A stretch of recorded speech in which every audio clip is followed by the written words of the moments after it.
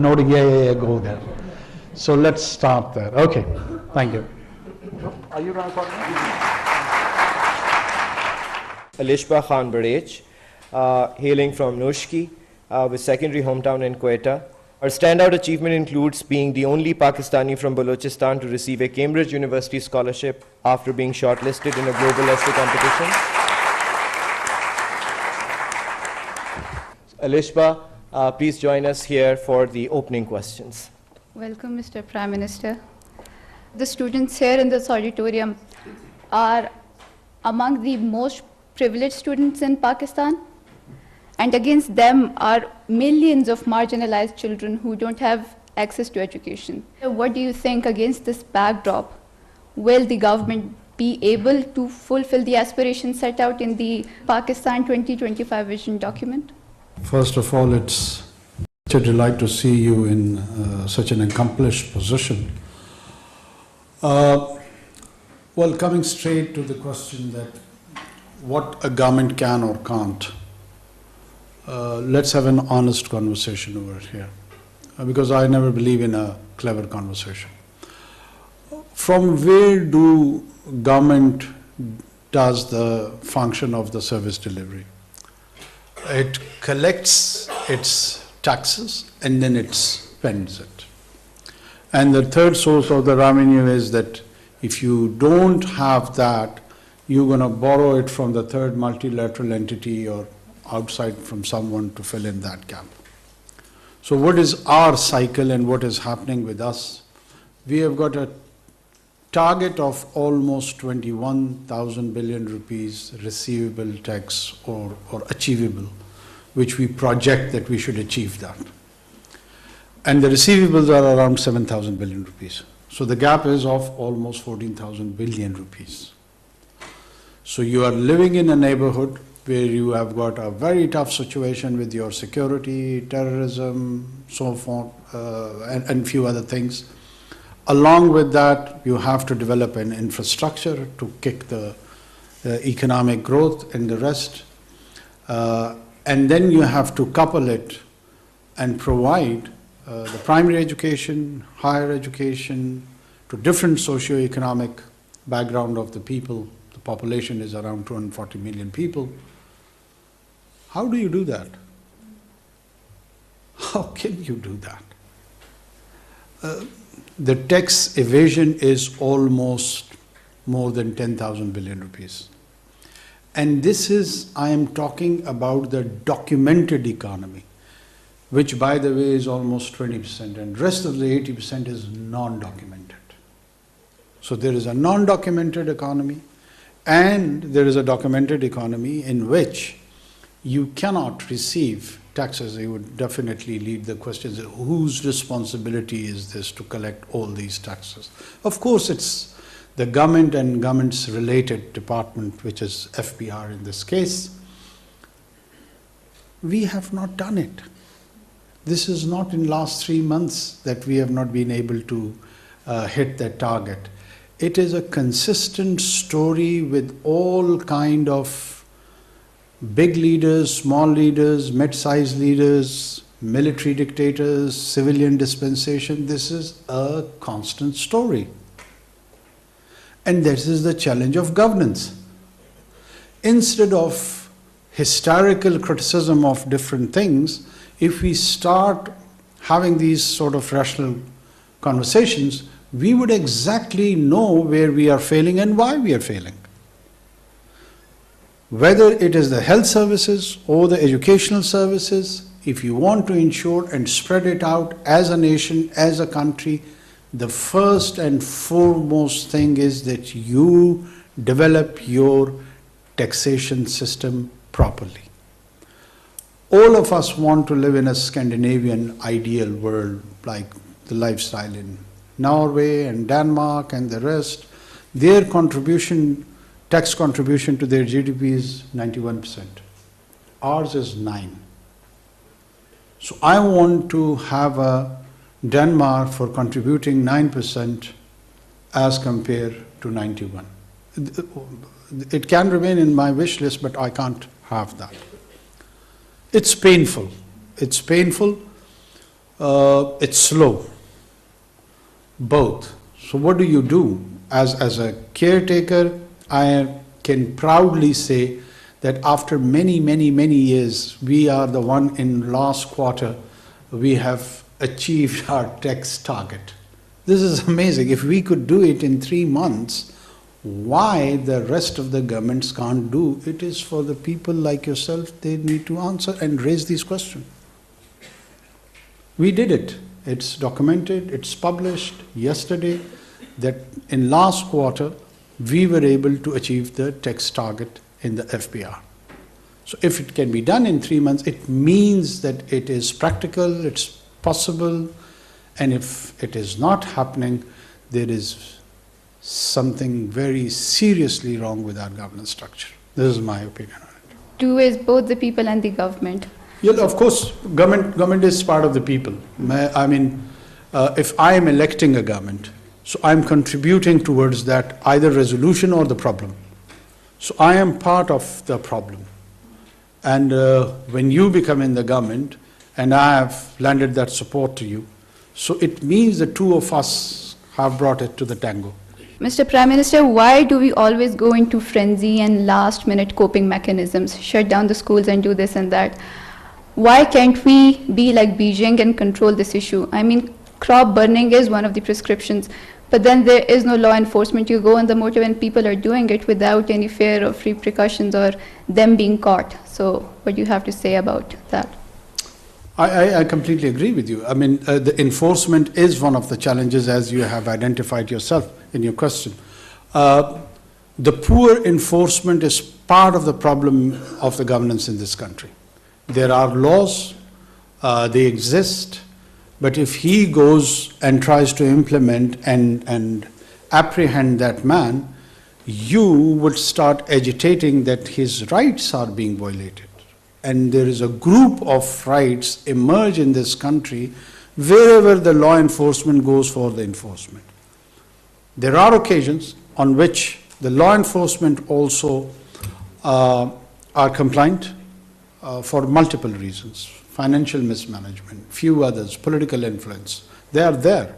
But on the other hand, society also has a tendency to stop enforcement. So we are living in this milieu. Poor development and capacity building of the law enforcement agencies. Lack of ethos.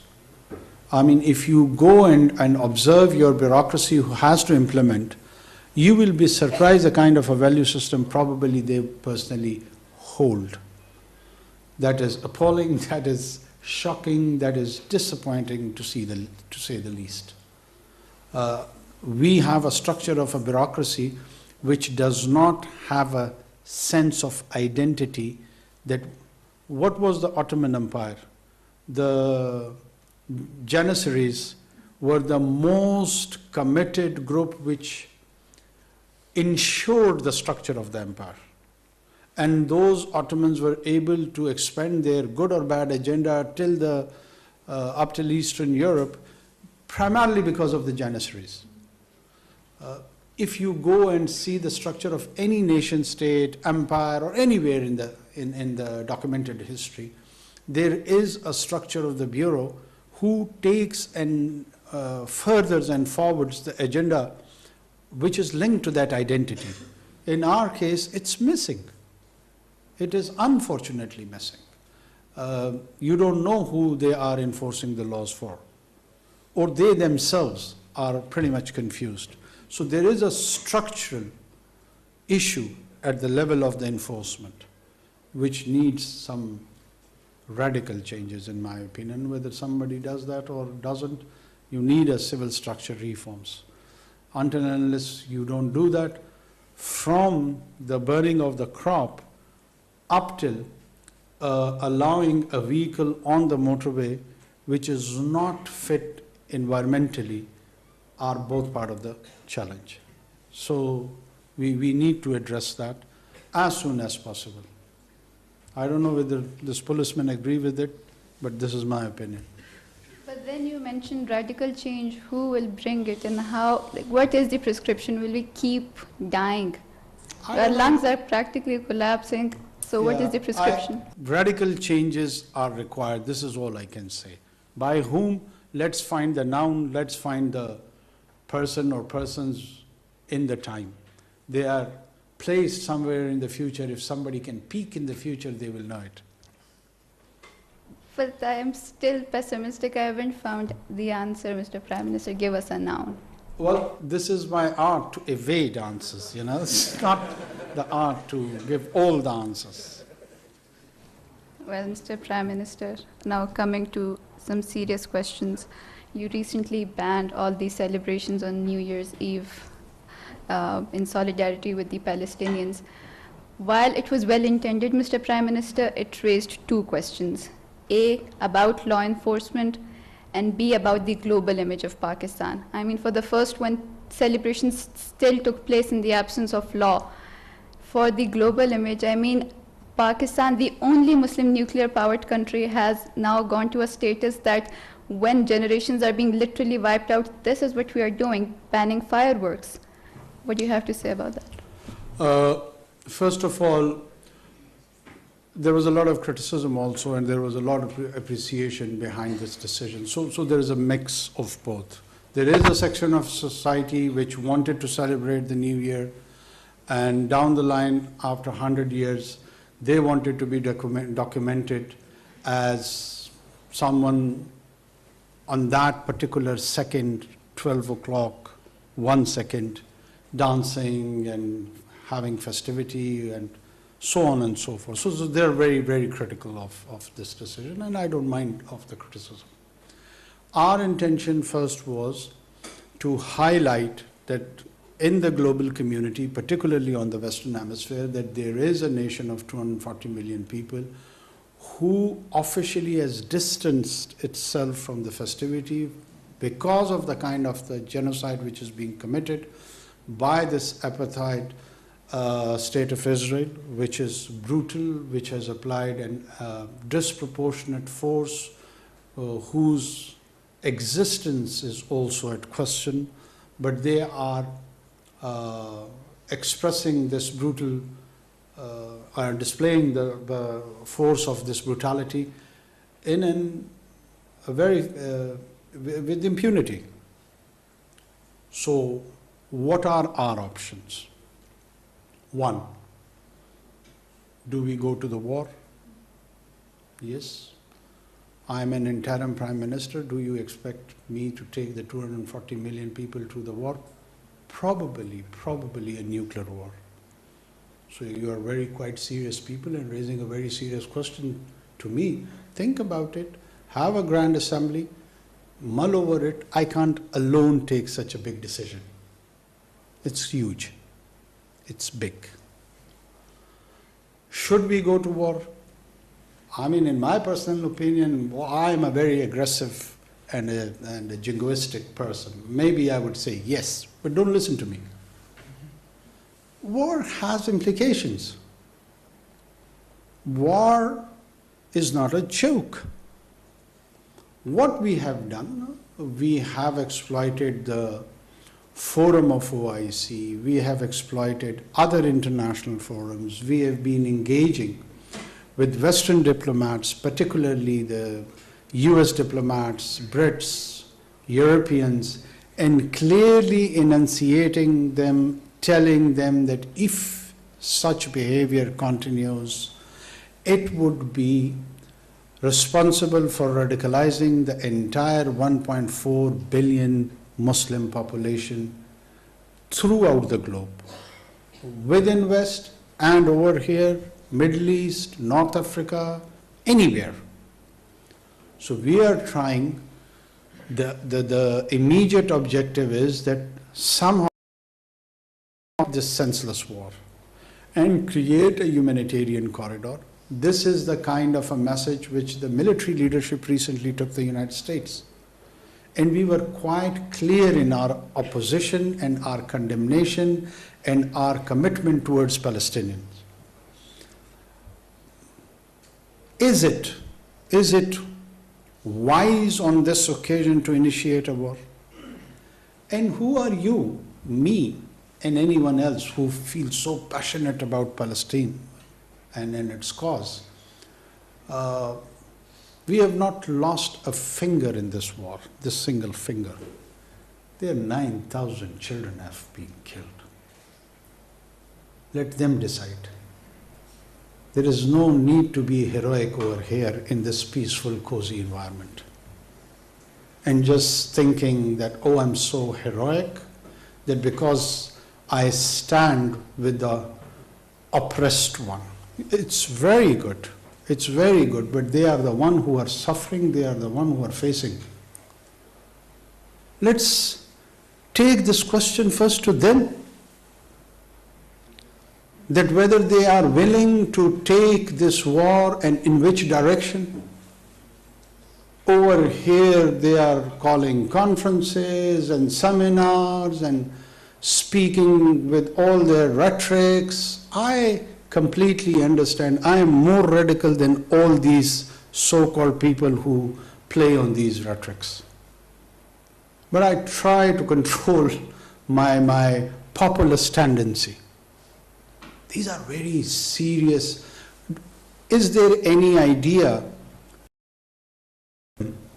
that what is the situation of Zionism, what is the link to a Judaic religion, how is Palestine already agreed to the historical, 22% of the Palestine to the historical existence of Palestine already. The whole world is talking on the pre-1967 border line with Al-Quds as its present. But here in Lahore or Islamabad, they are addressing the seminars that no, we don't want to accept this and we will never agree to it. Who are you? Have you identified yourself? Who are you? Are you Palestinians? Are you going to reside there? Are you going to counter the state of Israel? Their wrath, their planes, their bullets are my child. I have one by the one. Am I willing to risk his life for this? Or all these who are addressing these conferences? What are their credentials? Primarily it is their right. We should just support them whatever they say. We should be on their side no matter what. Instead of creating a front against the state of Israel, they have started a front against the current government. Wow, good luck. Great. I get baffled. Are you genuinely committed to that cause? Or you just want to abuse me? Go ahead, do it. Am I Netanyahu? And what are the practical suggestions? 1.4 billion Muslims are pondering and thinking about this challenge. I would be only remembered in history for allowing the aerial firing or not, or allowing someone to have a glass of alcohol or not. Let the history judge me. I don't care. I don't care at all. Yes, it was a gesture. The governments, they display small little gestures in the diplomatic communication, so the messages are sent. This message was not for domestic audience, it was more for a global audience. And there was a huge criticism on that account, so let it be. But sir, the criticism, as you rightly pointed out, there can be some justification for that. Why it's mere ceremonial? We could have done something. Like? Why didn't we call out those who are supporting the genocide? They are our allies. Why are we silent and not naming them? The kind of confrontation we have done with Western diplomats, problem is that I am bound by certain laws that I can't make it public. the kind of passionate and full of emotions, and at times, I'll just give you one small example. Few Western diplomats said that Pakistan should have a balanced view of the crisis in the Middle East, as the Israeli children's, they have also been killed. So I asked him that, okay, Excellency, can you, in order to address the anger of the Israelis, which according to you also deserves attention. So can you give us a number, how much children do you need to kill so that the Israel anger gets satisfied? 50, 100, 2, 3,000, 2? We just want to have a number. And they were speechless. So of course we do challenge them, confront them, but we cannot make all those things public. For the diplomatic reasons, for the reasons which is known and documented in the statecraft. How do you do statecraft? You don't bring such conversation to the public. And I cannot bring whole of it. I can refer that, well, I had a very strong position vis-a-vis Middle East with diplomats. But I cannot produce it to the public that this is what I have said and these are the sort of replies we have. No government does that. So why should our government do that? Mr. Prime Minister, coming to the question of Balochistan, firstly, like, who could have thought the state would be taken over by two Balochistanis? No, we have not taken over the state, for God's sake. Yeah, okay, carry on. So, Mr. Prime Minister, the recent happenings in Islamabad has elicited, I mean, I'm speechless. They're my own people. I'm sure you share the same feelings. But the problem is you did condemn and you did call on a meeting and you did form a committee. What do you have to say about the kind of treatment meted out to the protesters, which had large number of women and children? And that brings me to the question as to who will rejuvenate the relationship of Balochistan with the center. I mean, I don't see any reconciliation attempts working anytime soon. Thank you. How many of you are interested to listen to this question's answer? Quite impressive, okay. First of all, whenever there are protesters, the protests and the agitation has to be within the limits of law. Do we all agree on this? That you have got the right to protest, you have got, no, you don't agree? Okay, good. But when you agitate, every government has certain laws, even in democracies. In dictatorship, they have got their own rules and laws. But it has to be demonstrated by the law. And if those laws are violated, then the role of the enforcement comes, that they try to enforce those laws. So this is the general understanding and a civic sense in which a political environment operates in any country. So is the case in Pakistan. This water cannon, which is more criticized, or slightly probably more than that, there was a lathi charge also. More than 200 instances I can quote from the European Union where they have used these water cannons to curb, control agitation within those countries. So these are the so-called international best practices. First of all, God forbid, there was not the case that we have shot at children or women, or we have gone to extreme positions. They were the basic tactics of law enforcement, water cannon and others. Because they were stone pelting, which was reported to me, so that stone pelting had to be stopped by someone. By whom? The role of the law enforcement was there to stop them. And after that, they made few arrests, which again is according to the law, their inherent and basic right. And when they were taken to the custody, to different police stations, they were released probably within 48 or 72 hours. Some 30 to 34, which were facing the identity parade, they were the prime suspects for the stone pelting. When they went through that, eventually they have been also released. And still all those women, as we speak here in this hall, they are agitating in front of Islamabad Press Club. That basic right of agitation has been recognized and accepted by the state. What are we doing to them? Why are we being portrayed as followers of pharaohs who have just asked them, don't do the stone pelting?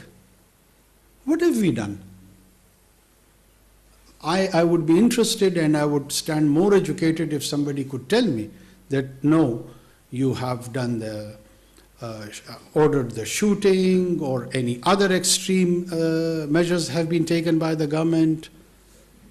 We can talk about the Balochistan situation, reconciliation, relation with the center in a very separate mode. I am willing to respond to that. But as far as this specific incident is concerned, don't you know that they are still agitating? The famous lady who's leading that agitation procession, she's there along with her friends. The journalists in Islamabad, they go, they interview them, they record that interview. They are on the digital space, in electronic media. In every hour's news, there is an allotment of time for them. All of you are aware of it. So what have government done? Oh, a government of Pharaoh. ये फिरौन जो है इन्होंने रोक लिया उनको क्या किया? You tell me, what have we done? Water cannon?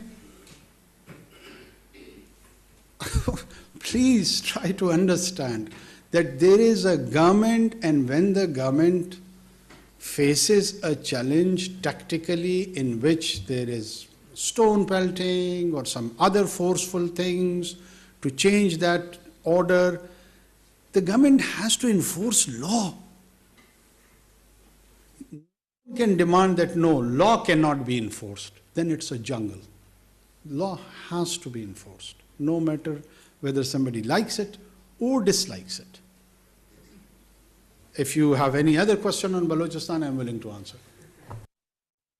My name is Shabir and I'm from the School of Economics. My question is this, that we've had military operations where our soldiers have given their lives to achieve this peace, and our civilians indirectly gave their lives to achieve this peace. And we saw peace for a few years. So why is this sudden increase in attacks, and who's to blame? Is the government in Afghanistan, the Taliban government, to blame, or has our military might failed us, or have the civilian diplomatic talks failed us? Because at the end of the day, it's our own people who die. It's our own brothers and sisters of the soil who die. Thank you so much, sir. Thank you. I think so. This is one of the most pertinent questions I've faced throughout my visits in different universities. Thanks for asking it.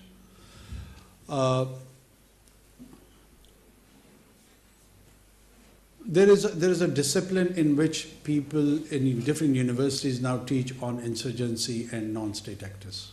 And I would suggest, please, do consult some of the academic work in this area. Usually these insurgencies, they follow certain principles. These non-state actors, they follow some certain principles. One principle is the principality of existence, survivability. This is one of the principles.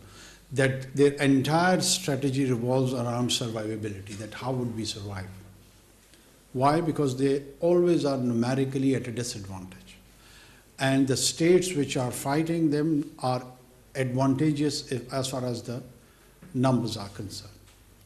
Second is the principle of lethality, that if they are more lethal, they will be more receiving attention, they will be more spectacular, and so on and so forth. So this classic TTP run phenomena is following both. the principle of survivability and the principle of lethality. The insurgencies at times, they carry on for centuries.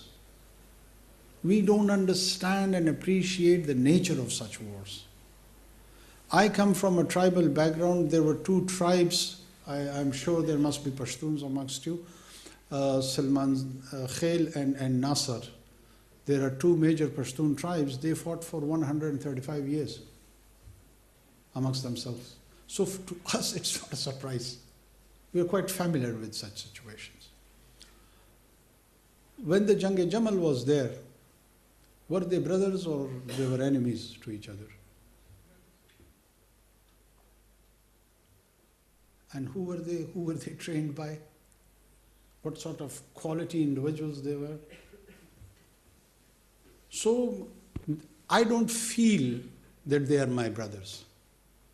I don't. I feel anyone is my brother or sister who's peaceful. The one who reverts to violence loses the right of brotherhood. That is a point which needs to be noted, which needs to be discussed, which needs to be understood. For instance, God forbid, I'm giving a very bad example. One amongst the siblings, one sibling eliminates, kills his brother or sister. How would he be treated by the parents? And even if he's forgiven, he kills another one. And then another one. So what do? You have to be clear on all such strategic angles. I am a staunch Deobandi Pashtun. So what should I do? Make Hakimullah Masood my hero?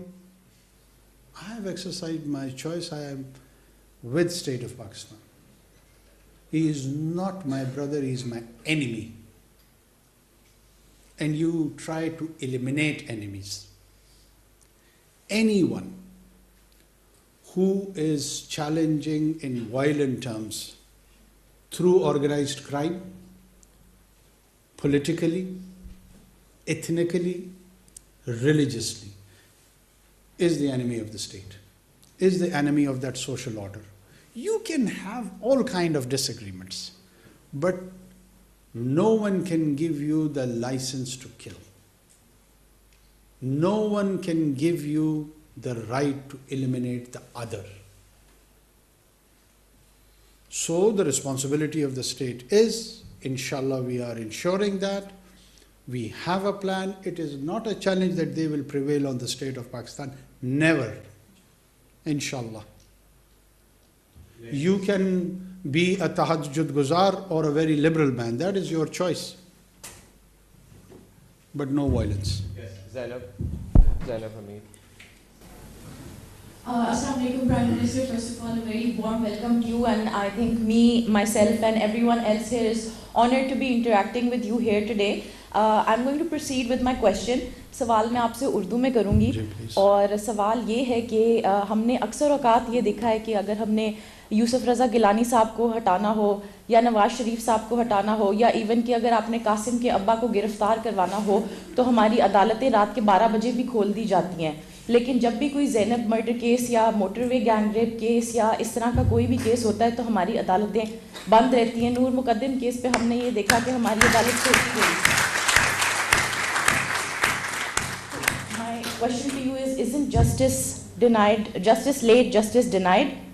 That's my only question. Thank you for asking in Urdu. Urdu ज़बान मुझे बड़ी पसंद है। ऐसा नहीं है कि मैं उर्दू की अदायगी में मुझे कोई मसला है। बहुत सारे लोग ये समझते हैं कि मैं अपनी अंग्रेज़ी दानी छाड़ना चाहता हूँ।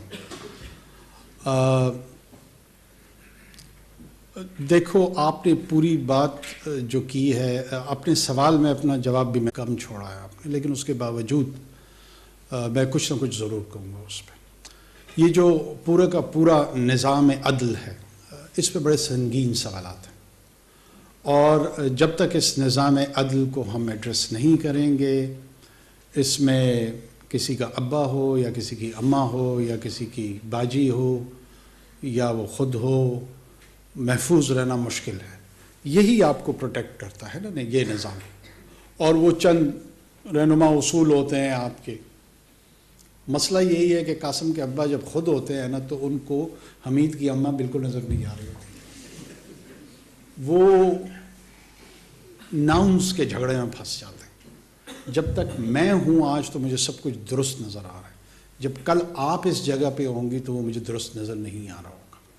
ایک تو اس رویے سے تبدیل کی ضرورت ہے اور سیٹلڈ ہونا ہوگا اصولوں پہ، پرنسپلز پہ، کہ چاہے اس کا اطلاق مجھ پہ ہو یا آپ پہ ہو پھر وہ یکساں ہو. ہمارا بنیادی مسئلہ یہی ہے کہ اگر ریاست کے چند ادارے ان سے میں مستفید ہو رہا ہوں تو میں ان کو والد کا درجہ دینا شروع کر دیتا ہوں. دیا ہے نا. جب مستفید نہیں ہو رہا ہوتا ہوں تو پھر شاید سوتیلا باپ بنا لیتا ہوں. یہ وہ مسائل ہیں جو سبجیکٹو انداز میں ہم تمام کو اس پہ سوچنا چاہیے، بولنا چاہیے، غور کرنا چاہیے. اگر واقعتاً ان کو والد نہیں بنانا تو ونس اینڈ فار آل فیصلہ کر لو اور پھر خود والد بنو. والد جب گھرانے کی سربراہی کرتا ہے نا تو ذمہ داری لیتا ہے. وہ پھر بچوں کے نان نفقے کا تمام کی تمام ذمہ داری خود اٹھاتا ہے. وہ پھر ہمسائے میں حمید کے والد سے نہیں کہتا کہ یار ذرا میرے بچوں کا خیال رکھ دینا. اگر حمید کے والد کی طرف دیکھے رہو گے نا تو قاسم کے ابا کا مسئلہ ذرا خراب ہی رہے گا. یہ اشتہاری گفتگو ہے کیونکہ آپ نے اشتہارے میں کی ہے اس لیے میں جواب بھی اس میں دے رہا ہوں. کھل کے پوچھا ہو تو میں کھل کے بتاتا. Thank you so much, Your Excellency. My name is Umar Khan and I'm a 7th semester student from the School of Computer and Information Technology.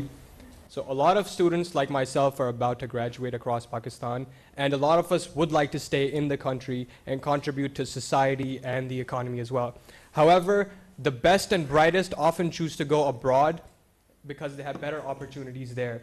My question is, Your Excellency, what is being done to keep the talent in Pakistan and to develop it here, and what is the strategy that the government is taking to prevent the so-called brain drain that our country is experiencing?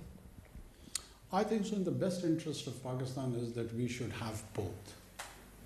The youngsters should explore opportunities abroad, and they are not a brain drain at all. They would always remain our assets. Who's your Vice Chancellor? He was a fresh graduate, some days, somewhere here in the city of Lahore, and according to this definition of the brain drain, he went there and he spent 10 or 15 years or whatever, and now he returns and he runs this institution. Is he an asset or a brain drain? This is the phenomena we need to understand, this cycle. I've been saying this repeatedly, that why it is skewed and distorted, this whole... First of all, this is not a recent phenomena that the youngsters want to settle in Western Hemisphere, US, UK. I am witness, all of us know this, that the longest queues of the young generations are always outside the US Embassy. It's been a trend. Everybody wanted to go there because of the kind of the American dream, because of the kind of lifestyle, because the kind of opportunities they offer. Indians want to do it, Sri Lankans want to do it, Pakistanis want to do it, Bengalis want to do it, Brits want to do it, Japanese wants to do it, Germans want to do it. There is a huge global American influence, particularly America.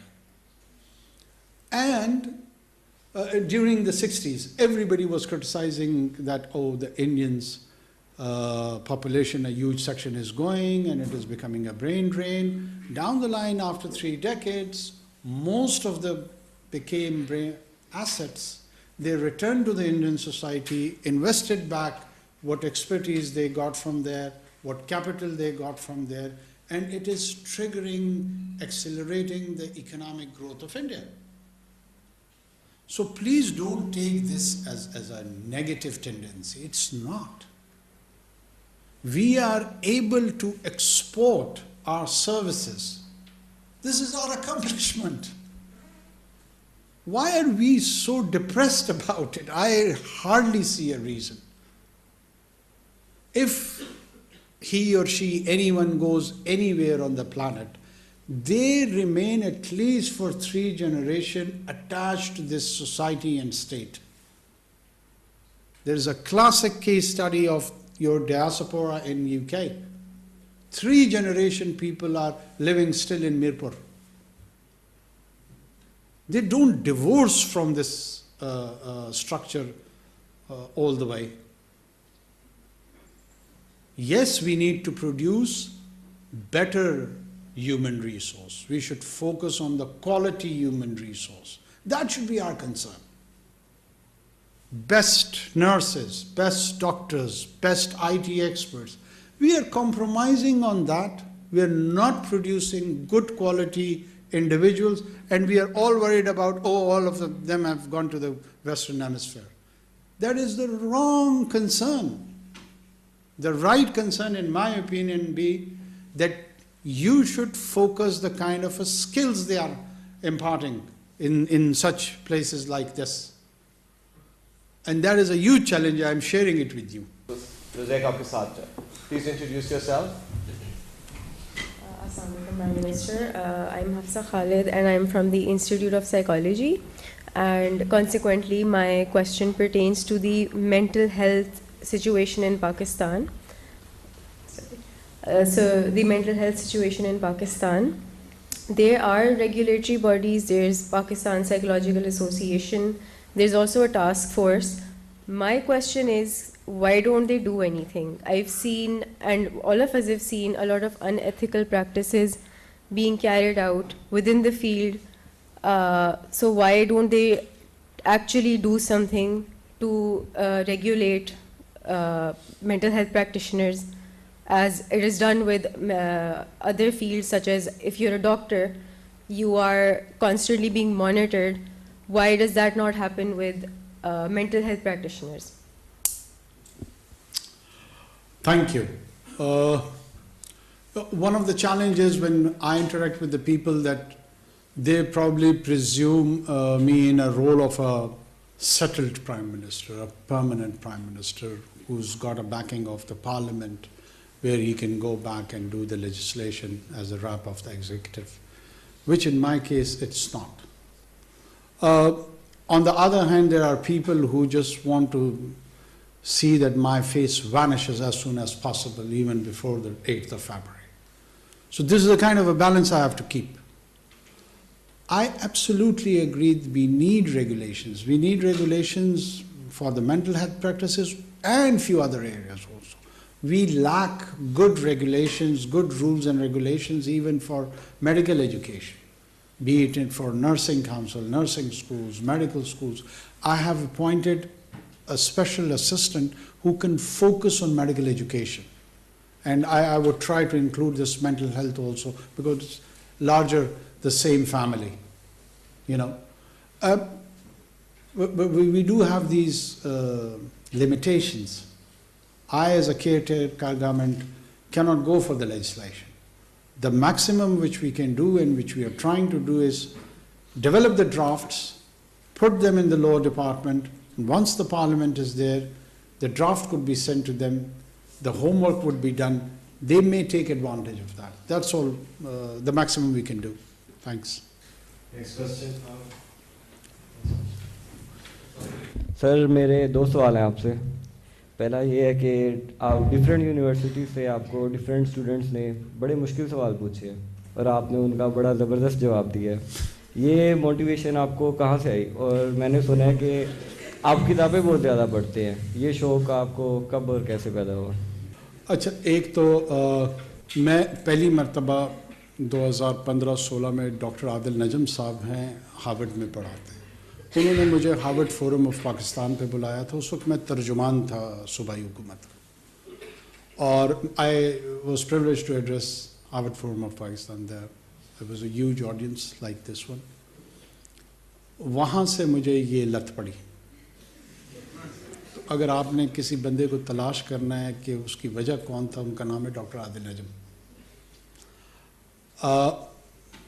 وہ تسلسل چلتا رہا. پھر voice of Balochistan میں we had opportunity to interact with different universities, students. لوگوں کو شاید میری پولیٹیکل جرنی کا یہ حصہ ان کے علم میں نہیں ہے. ہم سیمینارز کنڈکٹ کرتے تھے in Karachi university, Balochistan university, Khuzdar university, Turbat, wide range. اس سے لگ بھگ کئی سالوں سے میرا تسلسل کے ساتھ یہ عمل رہا. اور وہ اچانک میں وزیر اعظم بن گیا. تو میں نے کہا چلو یار وہ کام دوبارہ کرتے ہیں. تو مجھے اس میں پہلے بھی لطف آتا تھا اور اب بھی لطف آتا ہے. آپ جیسے پیارے لوگ مل جاتے ہیں, گپ شپ لگ جاتی ہے, کوئی اندازہ ہوتا ہے کہ یہ فیوچر جنریشن جا کس طرف رہی ہے. اور جہاں کتابوں کو میں کتابیں سجاتا جاتا ہوں, پڑھتا کم ہوں. ویسے ہی میرے متعلق جو ہے نا ایک تاثر بنا دیا گیا کہ میں بہت کتابیں پڑھتا ہوں. کوئی اتنی زیادہ بھی نہیں پڑھتا ہوں, کبھی کبھی پڑھ لیتا ہوں. لیکن آپ لوگوں کو پڑھنی چاہیے اور بہت زیادہ پڑھنی چاہیے. تو اس کو جو ہے نا آپ نیگیٹو پیرائے میں نہ لیں. کتاب پڑھنا جو ہے نا وہ زندگی کا سب سے خوبصورت عمل ہے. آپ دیکھیں نا کہ اللہ نے بھی اپنی بات پہنچانے کے لیے کتاب کو چنا. کتاب کی اہمیت کتنی زیادہ ہے, ورنہ اللہ کسی اور میڈیم اور ذریعے کے ساتھ بھی اپنی بات پہنچا سکتے تھے. قادر ہے ہر چیز پہ, لیکن اپنے لیے بھی انہوں نے کتاب کو چنا. تو کتاب کو مقدم رکھے, اس کا احترام کرے, اس کی عزت کرے اور اس کے ساتھ مسافر بن کے رہیں. سفر اسی کے ساتھ کریں. Thank you. We're going to take two more questions, one from this side. Rida. So my question is, aapne shuru mein baat ki thi कि a successful nation requires efforts from both sides, the government and the people, because the government is a representation of the people, elected by the people. So my question would be, what incentive does a layman have to change their value system radically, as you put it, rightfully so? What incentive do they have to change their value system when the national structure rewards nepotism, corruption and cruelty? Thank you. When you want to learn lessons, you have to refer back to the history. That how the successful nations have gone through those experiments. Medicis were rulers of Florence for almost 300 years. And the Medicis of their time were the most corrupt and believed in nepotism and all kind of values which we criticize here today were part and parcel of the political culture of the Medicis. They would manipulate elections of the Pope in the Rome, they would bribe people, they would scandalize, and they would do all the ills, which were even ills during that time. It's not that those were the accepted norms. People do things which are accepted norms, but then time changes and you abandon them. But at the same time, Medicis produced people like Machiavelli or Da Vinci. So they were patronizing arts, they were patronizing philosophy, they were contributing towards the reformation of Italy at the time. Unfortunately, in our case, elite has abandoned. They are doing the half of the Medici practices, but the other half they don't have even sense for it. And that is one of the challenge. Elite influences people. I have no denying that. Even if you go to the early path of Islam, what happened that the Prophet chose all the individuals who were considered and constituted as the Arabs' elite. So they were the opinion makers. And he invited them to get attracted to their cause, and then you mobilize your view. My problem or my challenge, I feel, is the elite, unfortunately, is devoid or bereft of vision, what do they want to do? I mean, if I've got a mansion somewhere in London or Manhattan or wherever, what next? What do I do? So this, what next, and what is the meaning of life, and those sort of serious questions, they're not occurring to our elite. So politics has to be translated through a meaningful dialogue. What is the purpose of life? All these serious questions are always pondered by minority. Normal people, they don't think about it. That's why there was one Socrates. So that minority has to think to shape up the view of majority. That is not happening. That minority is corrupted with the virus. So a new minority needs to replace that. So in democracy, you do it through elections. And if it's a non-democratic arrangement, then you probably do it through forceful means. In our case, we are still lucky that we are having a quasi-democracy. It's a transitional democracy, but it's still not happening through force. So let's give it a chance. Let's hope that people are not encouraged to apply force. If we do encourage them, it will bring us a disaster. Right, on the left. Yes, please, the gentleman in the second row. Yeah. My name is Rahman Kabir Khar, and I am a student of liberal arts and social sciences. So my question is that, how are you planning on creating a fair playing ground for the upcoming elections? As I belong to a political family myself, and I have witnessed this firsthand, that our nomination papers are being cancelled without any reason. So what is your take on it and making a fair election? Thank you. As I was trying to explain to her, I'm glad that you are a student of political science, or okay. I don't shy away from admitting that we are a transitional democracy. And a transitional democracy is, again, a discipline which is taught throughout the globe in different universities. We are not a settled democracy. Most of east of the Europe, from some countries of Asia to Middle East, North Africa, they are transforming towards the democratic norms. What is the essence of democracy? Is it just a ritual of one day that you have elections where the principle is that the government has to change through ballot? And that principle has to be accepted and followed religiously, just like a religion, that it has to come that way. When you agree to that, there is a next phase of democracy, and which is equally important, and that is the performance of democracy. The problem with the transitional democracy is that they fight for the principle of democracy, but they're not interested in the performance of democracy. When such situation occurs, then the forces which are more prone towards the non-democratic practices, they do take advantage and they argue and they build their case on the non-performance of democracy. And the entire society is in the stress and strain. And everyone feels that they have got the rightful position of their own, with their own regimental and tribal thinking. If you go to the polarized position of the people who criticize the non-performance of the democracy, they say, oh, forget about this ritual. Don't you know what's going to happen after this? And everyone knows the answer, that yes, you have some basis to that argument, that what they're going to do, so and so. I'm not justifying it, I'm explaining it. And on the other hand, the principle of democracy are being violated by the same people when it is not in their advantage. They only believe in that principle when it is in their advantage.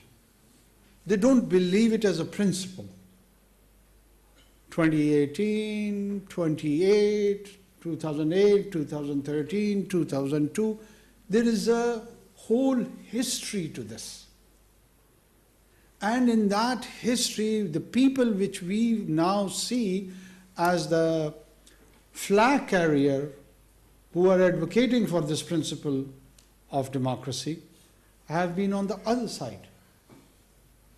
And who knows, once they get settled, how again they'll change their position. It's unpredictable. We don't know. I don't trust them. As an individual, I have to vote for them.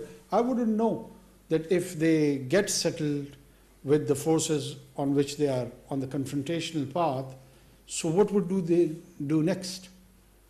So once if they are settled, some same old practices, same old business, and same kind of an old hybrid regime to run this country, that basic question of civil-military relationship, which people shy away probably to ask me, that its challenges have not been explored, have not been answered, so the problem remains the same. What would we do then? There is an imbalance here. I am saying it. There is an imbalance, and that imbalance primarily is because the civilian institutions don't perform. So what do? It's a very serious debate. It's a very, it deserves more attention, more questioning, more nuances should be explored, more shades should be known, and people should come up with an informed opinion. Everyone should contribute towards it. This is a national duty. I believe in it. I don't doubt the intention of anyone who takes any sides. But be genuine. Be genuine and try to find out the genuine challenges and the genuine solutions, whatever according to your capacity. Doesn't matter that you're not the flag carrier of the gospel truth, that everyone should be known, everything should be known to you. That's fine. But honest contribution is very important. आप मेरे ख्याल में इनको मौका दे दें, ये बहुत ज़्यादा Please, ask your question. I wanted to take it back to the question of Please introduce yourself. I'm Najab from SLAS. I wanted to take it back to the question of Balochistan. आपने जब Israel की बात की तो आप बताने लगे like generally जो narrative रहा है इजराइल के बारे में. So Israel, let's say, destabilizes Palestine for like decades upon decades. At that point, Palestine से एक हमला आता है. फलस्तीनी इजरायली कहते हैं कि ये इन्होंने क्या कर दिया, अब तो हमें इनका पूरा मुल्क तबाह करना पड़ेगा. In much the same way, Pakistan, for decades upon decades, takes part in like the disappearances that have happened in Balochistan. At that point, the Balochi people, they throw some rocks and Pakistan says, oh, hame arrest karna pad gaya. Right? So it's much the same situation showing up on both ends. How is in this particular situation Pakistan using its monopoly of violence in a way that's better than like Israel? Okay. Thank you for asking. अच्छा होगा मैंने इसको वो दिला दिया. Are you from? Liberal. And you belong to Lahore or? I'm from Karachi. Karachi originally.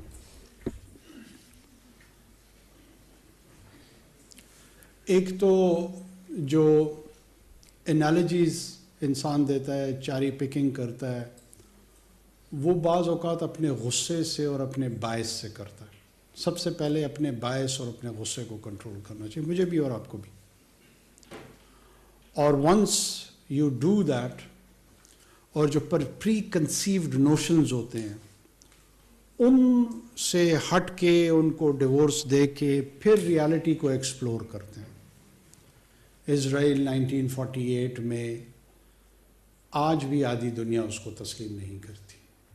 तो एक तो ये सेटल्ड क्वेश्चन है कि आधी दुनिया के लिए वो एक इलिजिटिमेट एंटिटी है. ठीक है.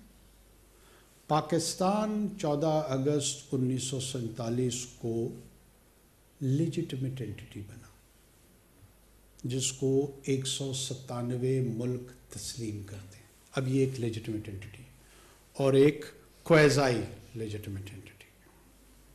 ये बुनियादी फ़र्क है दोनों में. यहाँ पर मोनोपोली ऑफ वायलेंस सिर्फ पाकिस्तान को नहीं दिया गया. मोनोपोली ऑफ वायलेंस تمام لیجٹیمیٹ اسٹیٹس کو دیا گیا ہے. یہ جو اسرائیل کو بھی لوگ کہتے ہیں کہ اس کو تسلیم نہ کریں, اس کی بنیادی وجہ یہ ہے کہ پھر وہ legitimate right to the monopolization of violence ان کی طرف چلا جائے گا. پاکستان کے کیس میں, ہندوستان کے کیس میں, سری لنکا کے کیس میں, یورپین ممالک کے کیس میں, اکارڈنگ ٹو دا ویسٹفیلین پرنسپل, جو رائٹ ٹو وائلنس ہے وہ اس نیشن سٹیٹ کا حق ہے. یہاں پہ کوئی بھی گروہ جو وائلنس کی طرف آئے گا اس کو جو رسپونڈ کرنا ہوگا in terms of legal frame work, in terms of administrative responses, وہ ریاست کرے گی. بدقسمتی سے اس مرتبہ اس کا نام ریاست پاکستان ہے, جو شاید بہت سے لوگوں کو اتنا زیادہ اچھا نہیں لگتا, حالانکہ یہ تمام ریاستوں کا بیسک رائٹ ہے. بلوچوں کو یہ پتہ نہیں آپ کو کس نے بتا دیا ہے کہ بلوچوں کو ڈیکیڈ سے کیا کر رہے ہیں ہم, آکوپائی, ڈسپیئر. ڈسپیئرنس یا انفورس ڈسپیئرنس کی اصطلاح جو ہے نا, وہ یہ وار آن ٹیرر کے بعد شروع ہوئی ہے. اس سے پہلے کم تھی, یہ نہیں ہے کہ بالکل وجود اس کا نہیں تھا, ہمارے ہاں کم تھا ایشیا اور ان ممالک میں. یہ موسٹلی جو ساؤتھ امریکن کنٹریز تھی, گوئٹمالا, ارجنٹینا, جہاں پہ کمیونسٹ ریجیمز کو سپورٹ کیا کے اگینسٹ کوز کو سپورٹ کیا جاتا تھا, سمری ایگزیکیوشنز کر دیتے تھے, لوگوں کو ڈسپیئر کر دیتے تھے, تو اس کے لیے یو این نے ایک انفورس ڈسپیئرنس کمیٹی بنا دی. اس یو این کی انفورس ڈسپیئرنس کمیٹی کا اپنی ایک میتھڈالوجی ہے, there is a method to the madness. مثال کے طور پہ میں کہہ دیتا ہوں کہ جناب بلوچستان میں 8,000 آدمی غائب ہیں. اب 8,000 آدمی غائب ہیں تو یونائٹڈ نیشن والے یہ سوال پوچھتے ہیں کہ جناب پہلے آپ نے ان کا وجود ثابت کرنا ہے, یہ یو این کہہ رہے ہیں, ریاست پاکستان نہیں کہہ رہی ہے, تاکہ پھر ان کا عدم وجود ثابت ہو سکے. آپ کا پورا نام کیا ہے؟ نجف. کہ نجف صاحب کے والدین کا نام دے دیں, سبلنگز دے دیں, ایکسٹینڈڈ فیملی دے دیں, تو پتہ لگے گا کہ یہ نجف عباس ہے, تاکہ کوئی اور نجف عباس بھی اگر ساتھ میں آ جائے تو پتہ لگ سکے کہ ان کے بیچ میں کوئی تفریق ہے یا نہیں. یہ ایک طریقہ کار ہے.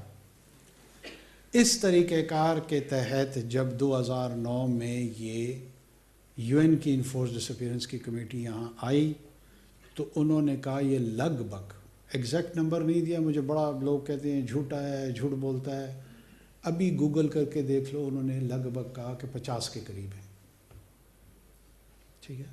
اب 50 سے پرابلم یہ آتی ہے کہ یو این چونکہ وہ پیٹرن نہیں اسٹیبلش ہو پا رہا تو وہ انٹرسٹ نہیں لیتا, ان کا ریڈار نہیں آتا.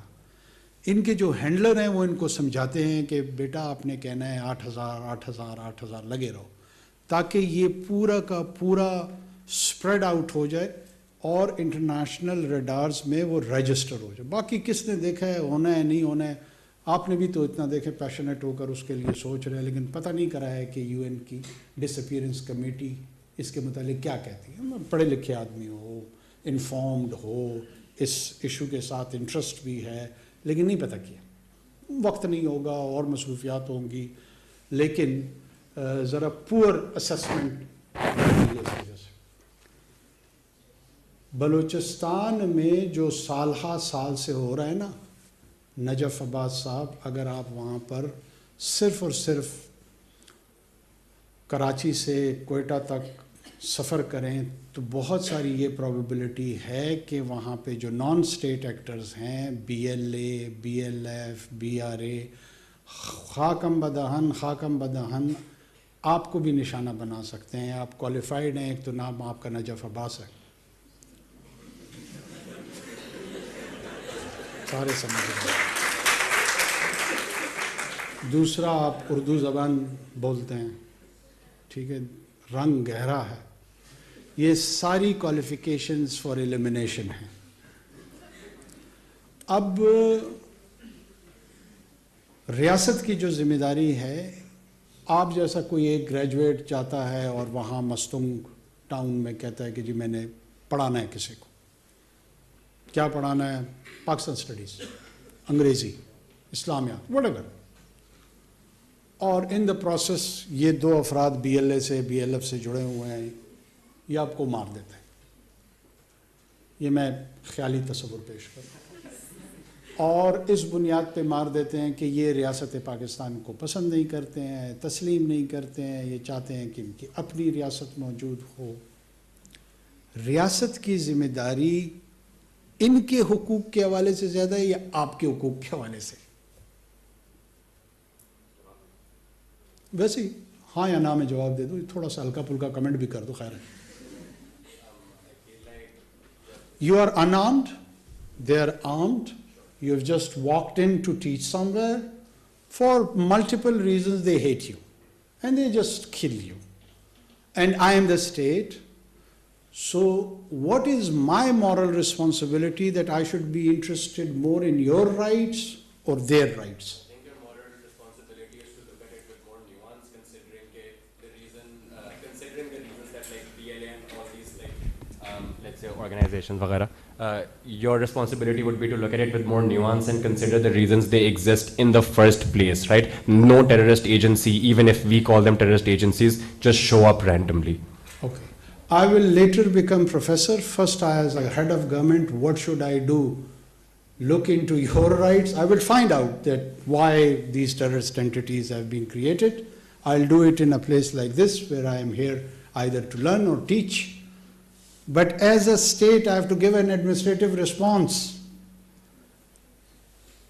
Do your rights as a peaceful individual has a preference, or those who have exerted on violence, their rights are a preference? I'm just asking you a simple question. I'm asking all of you. Let him answer, but I'm asking all of you. If it was as non-nuanced as that, which it isn't, if it was as non-nuanced as that, then my rights would be more important. Oh, I'm so delighted to hear that. Thanks. Issue यही है कि BA, BLA, BLF और उससे related TTP, लश्कर जंगवी, उसमें तो कोई एतराज़ नहीं है तुम्हें? You are using different organizations which... No. Oh, so they're different. But they're both killing people. No, the reason they are killing... Oh, one is killing animals, the other is killing humans.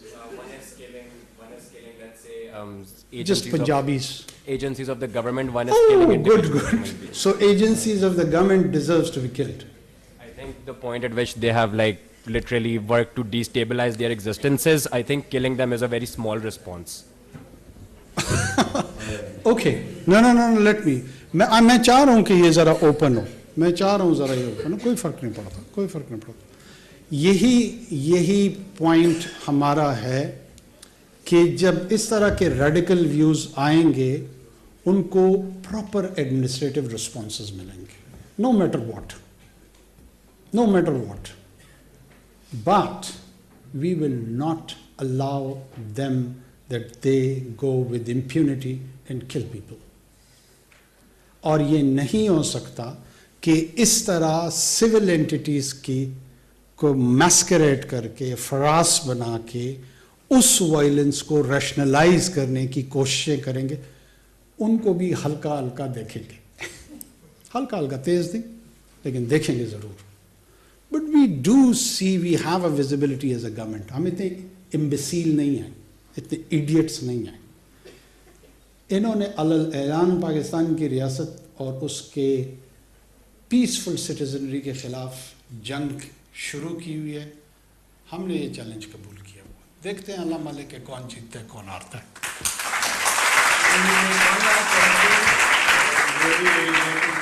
Prime Minister, for being so generous with your time. Just one last question from somebody in the back. Yes, gentlemen. Yes, please. खैर मुस्कुरा लो, क्यों, क्या हो गया यार? Good. Hi, Mr. Carter. I'm right here. Oh, okay. I come from the filmmaking department, TFT. My question is more about artistic expression and the protection of artists in general. Now, I understand you're a caretaker setup. You're not here to pass on policies, but is there a draft, or is there, and if you could highlight, what are the exact policies you've implemented to actually protect their expression, their freedom, and their ability to actually showcase their art freely without any subjugation? Now, just a little context, I'm sure you'd understand. There's a phenomenal movie that came out this year, Zindagi Tamasha. directed by Sarmad Kusip, written by Nirmal Ban. It's a phenomenal film. Everyone has their own takes on it. If you've not had the chance to see it, I definitely recommend it. Now, this movie was approved by the federal government for release. This was approved by the Punjab government for release. This was approved by the Sindh government for release. But without any explicable or official statement, it was removed. It wasn't allowed to release. This is a man who's put a lot of love and attention to his craft, and it wasn't allowed to be released in the cinemas. So that's my exact question, because I want to make art in my country. I want to have impact in my society. But if this is the sort of, I'm not saying it's necessarily you, but if this is the attitude and lawlessness that we have in terms of letting artists express themselves freely, then it leaves us no choice but to take our creative freedoms elsewhere. So that's what I'm trying to understand. Do you have any policies right now passed on, ready for the next government, so when they come, we end this vicious cycle and we allow artists to fully express themselves?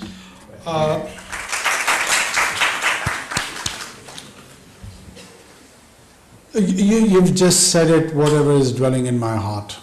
I mean, performing arts, other arts, creating it in different mediums. Do we have a policy for that? I'll be very honest that I had so many challenges, economic and political, right now